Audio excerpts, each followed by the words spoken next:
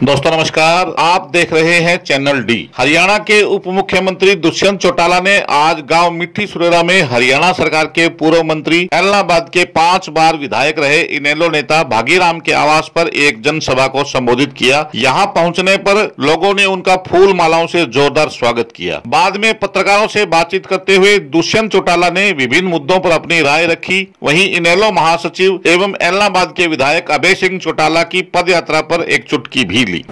चौधरी भागीराम जी चौधरी देवीलाल के 9 रत्नों में से एक थे और हम तो अपना सौभाग्य मानते हैं कि जो राजनीतिक करियर इनका रहा, चाहे डिप्टी मिनिस्टर हो, सीपीएस हो, 5 बार विधायक भी रहे और इनने डॉक्टर अजय सिंह चौटाला जी के नेतृत्व पर विश्वास जताया है।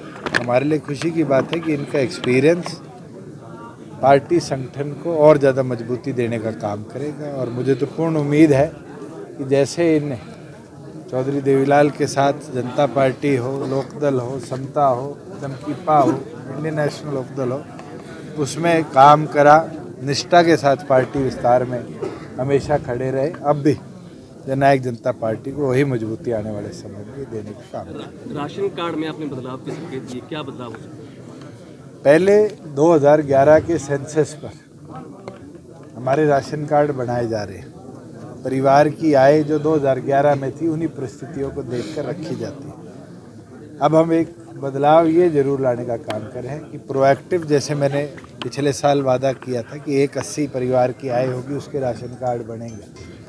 अब परिवार पहचान पत्र में जिस भी परिवार की आय 180 से नीचे होगी उन सबको बीपीएल श्रेणी का लाभ हम देने का काम करेंगे और मुझे पूर्ण उम्मीद है 15 लाख से ज़्यादा परिवार प्रदेश के अंदर अब नए इस योजना में जुड़ने का काम करेंगे। 2024 में जो फर्द लेने में लोगों को काफ़ी मशक्कत का सामना करना पड़ता था, आपने भी कुछ अभी हम कर रहे हैं और जल्द आपको उसके बारे में बता दिया जाएगा कि कैसे डिजिटलाइजेशन के लाभ के साथ सुविधाओं को हम और सरल हरियाणा की जनता के लिए बनाने का काम करें। 2024 में जो जनता चुनाव लड़ेगी, ये अलायंस में लड़ेगी या अकेले रूप में? क्या अलायंस टूट गया? बीजेपी के नहीं, अभी जैसे आगे चुनाव में हम अलायंस में बैठे हैं तो अलग लड़ने की क्यों सोचते? आज जैसा कि बीजेपी के कोई भी शीर्ष नेता आज इस प्रोग्राम में नहीं है, इसको लेकर। ये तो चौधरी भागीराम जी का खुद का प्रोग्राम था। गठबंधन का प्रोग्राम होता है तो उनके साथी भी आते हैं, हमारे साथी भी जाते हैं। दिग्विजय जी जब एलनाबाद आए थे तो उन्होंने कहा था कि यहाँ की जनता जो है बहरूपियों से थोड़ी सावधान रहे। तो ये बहरूपिया कौन है? ये चलो मैं इस चीज़ पे टिप्पणी नहीं करूँगा। हमारा काम है चौधरी डॉक्टर अजय सिंह चौटाला जी के विचारों को, चौधरी देवीलाल जी के विचारों को आगे लेकर चले, पार्टी संगठन को मजबूत करें और उसी के ऊपर आज एक एक साथी पार्टी संगठन का काम कर रहे हैं और काम करता रहेगा।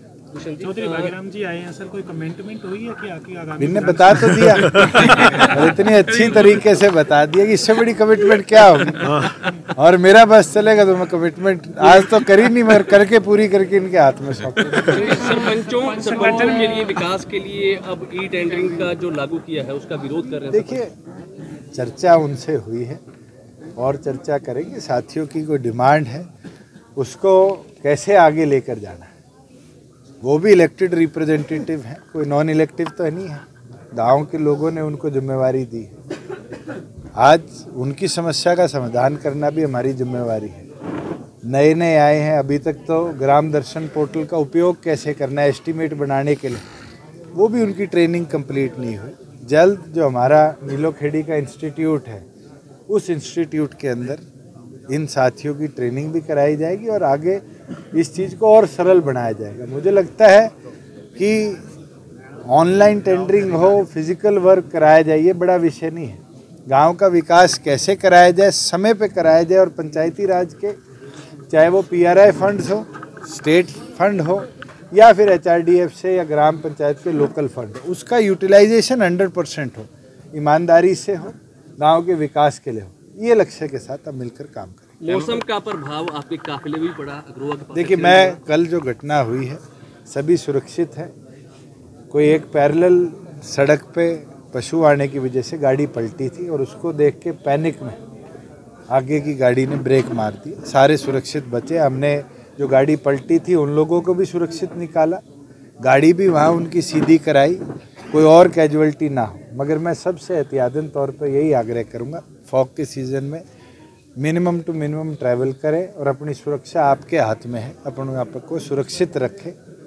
रोड सेफ्टी के अंदर हमने तो मेजर उठाए हैं, मगर ये नेचुरल कैलेमिटी कह लीजिए इसको, फॉग ऐसी है जो आपके और हमारे बस में नहीं है।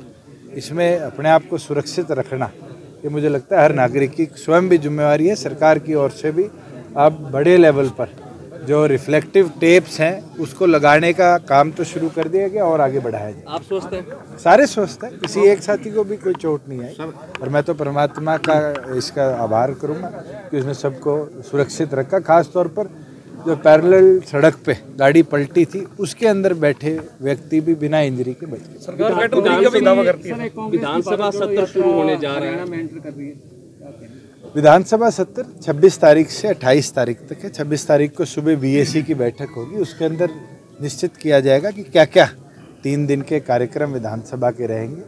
और मैं ये मानता हूँ कांग्रेस के साथी उनकी कोई यात्रा आ रही है, उसके अंदर ये चाहते भी थे कि वो यात्रा के जाने के बाद सेशन रखा जाए और कैबिनेट ने उसको स्वीकृत किया। कल से राहुल गांधी की यात्रा आ रही है हरियाणा में, अभी कहाँ पहुँच गई है तो पता नहीं हमें। उसके बाद में इंडियन नेशनल कांग्रेस की भी एक पदयात्रा शुरू होने वाली है। उसके लिए तो मैं जरूर कहूँगा कि तारीख तय करा दो और किलोमीटर तय करा दो। बात करनी बहुत आसान है, चलना बहुत मुश्किल है। मैं तो राहुल जी का इस चीज़ में मानता हूँ कि 100 दिन हो गए, चल तो रहे हैं, अपनी बात पे उतर तो रहे हैं। एक यात्रा की तो ये सुनने में आई थी भी यात्रा होगी, अब तक कितनी बड़ी यात्रा होगी और कितने दिन यात्रा चलेगी, कौन कौन चलेंगे, कब कब चलेंगे, इसकी तारीख तो आप निश्चित कराओ। आपके तो लोकल विधायक हैं, बिल्कुल जी कराओ।